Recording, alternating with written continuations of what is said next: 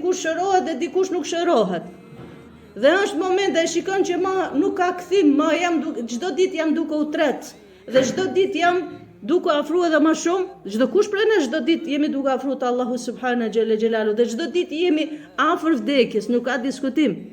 Mirë po kur njeriu ndodhet në ato situatë, për shembull në momente të smundje të pashërueshme dhe ma mendimin pozitiv, ka mendimin e mirë që unë edhe nëse vdes, inshallah unë do ta takoj Allahun subhanahu xhelle xhelalu, dhe i madhi Zot është Rahmanu Rahim.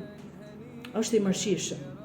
Prandaj këtu profeti alayhi salatu wasalam na mëson që thot në një hadith, thot duhet ta dini dhe duhet punoni.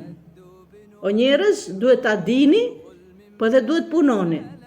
Duhet ta dini se nuk hyni në xhennet pa mëshirën e Zotit.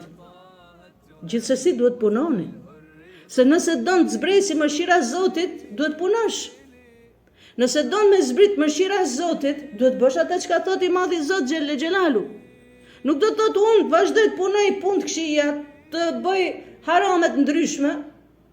Edhe them Zoti është i mëshirshëm, ja, kur njeriu mundohet të largohet asaj çka Allahu subhanahu xhelle xhelalu ka ndalu, atëherë zbret mëshira e të madhit Zot xhelle xhelalu.